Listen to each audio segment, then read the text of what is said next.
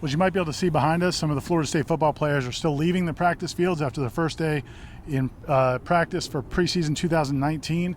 But I think you and I might be a little bit happier than they are about this practice being over. It was a hot one. It doesn't feel like it right now. The clouds came out. Yeah, they did. Now it's nice and breezy. Just but for it was us. Toasty, a little bit toasty. It was a long morning. Florida State actually basically had 2 practices. This is something that Willie Taggart did last year as well. They practiced with the newcomers first for about an hour and a half, and where they kind of indoctrinate them on what's to be expected, how to line up, how to do all the things they need to do, so that they don't slow down the older players. And then they come back at about 10 o'clock. Those guys started around 8 a.m. Then at 10 o'clock, they come back out with all the older players and have a full practice. And, again, I think, it's a first day. There's not a whole lot you can kind of glean from a first day in terms of who looks great and who's going to be a star. But it seemed like everything operated pretty well. The offense, you certainly can tell what a Kendall Briles, you get a feel for what a Kendall Briles offense is going to look like. Yeah, there's not a lot of, you definitely do. It's quick. They make a lot of short throws. I don't know if you noticed, especially on 7-on-7, it was like every throw was to about a 5-yard out to the sideline. But hey, take what they give you, right? That's what I've always said. You just that's my offensive philosophy. There wasn't a lot of standing around either. It was, and if there were guys standing around, it's because they'd just done a rep and they were getting a break. Somebody else taking over for them. So yeah, man, I thought it was a really crisp practice for a first practice. And again, it's no pads. Yeah. But still, I think you can glean something from it, and that was one of the big things. Was that I thought they went at a much crisper pace. Is she carrying a boombox? I mean, that was music was coming pretty loud. No, it was a loud phone. I enjoyed it. I thought the defense played well for the most part. You saw some nice individual plays. Levante Taylor had some nice plays. Stanford Samuels. And Taylor was at safety, Laybourne. Correct? I mean, excuse me, Cyrus Fagan. Yeah, Taylor was. at It's safety. it's like a safety star, whatever. I never saw him line up straight as a corner. No, not at all. Okay. And but you could see they're making some plays, but the offense, as you were talking about with Kendall Briles, you could see they do a lot of the horizontal stuff and underneath stuff to set up misdirection, set up plays over the top. We didn't see a lot of the passes over the top, but you certainly could see the misdirection, and they get the defense really flowing one way and take advantage of it. So I think it was I think both sides probably came away from feeling pretty good about it. And the receiver showed some things. Warren Thompson, not only did he make some nice plays, but he also let the world know about it. He definitely did that. And DeMarcus Adams, too, I thought had a really nice day. He beat Stanford Samuels for a long touchdown in one-on-ones. It wasn't 11-on-11. And then tossed him the ball as he laid on the ground just to let him know, hey, not only did I catch this on you, but here's the ball. And he also made a couple nice plays in the 11-on-11. I was pretty impressed by him. I thought James Blackman, they both had a possession with the ones in 11-on-11. They just each had one possession each. I think Hornibrook led his team to a touchdown, all kind of underneath short stuff. James Blackman, too. I think he led his team down to the 18-yard line, and then they just called it because it was too many. It had been a lot of plays.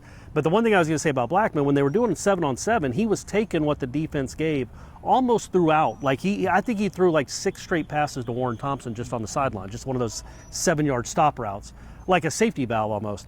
And then he threw an interception to Amari Gaynor because he tried to take a shot in the middle of the field. And that's what I wonder, is James Blackman going to be patient enough? Again, it's one practice. It's the only one we're going to get to see, and it's without pads.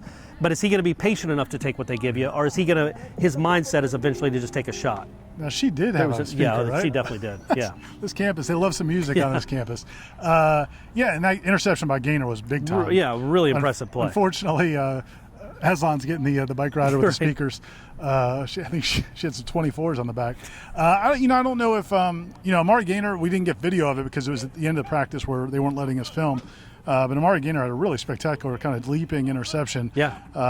He had a nice day.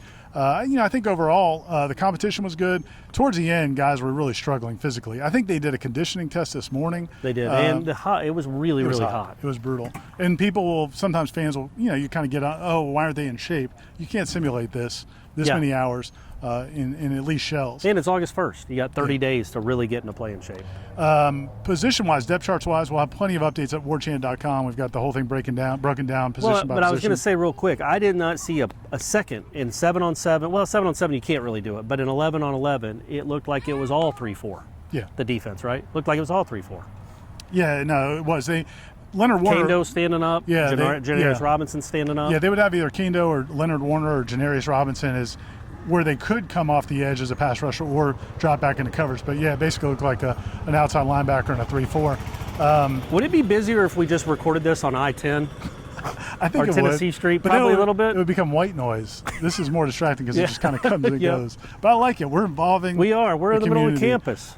We're in the thick of it here. I also liked when they broke down on potato humpers. Oh, they did. Did you Good. hear that? Yeah, I did not hear it. It's I was out catching- here. I was trying to catch my breath. It's catching. It's catching on. fire. Good. As far as the offensive line, I mean, it looked like the first team offensive tackles. Everybody wants to know. It looked like Ryan Roberts at right tackle and Jawan Williams at left tackle. Is that correct? Yes. Yep. And then your guards were Brady Scott, Mike Arnold, and your center was Bavion Johnson. And we've got, like, again, the whole depth chart, what it looks like right now. It's all tentative. It could change tomorrow, but all that's up on the Tribal Council message board and the updates thread. Got plenty of coverage coming. What are you going to be writing about today, Corey? I'm going to write about my observations from this long, hot practice. Kind of just what we touched on here. You really don't even read it now if you've watched this. That was a joke. I'm just, guys, This I'm is a going to tease. really break it down. This is a tease. But yeah, I think I'm going to write about, Dante Lucas. Watched him for a while. Watched Randy Clements with the offensive line for a while, and just his, I know he was here in the spring, but just his coaching style.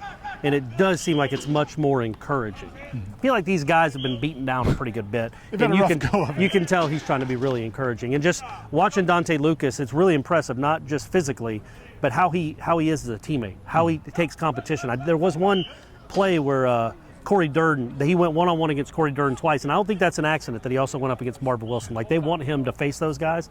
And the first time he did really well against Corey Durden, really well, like kept him away from the quarterback and then did one of these, like a DB saying no.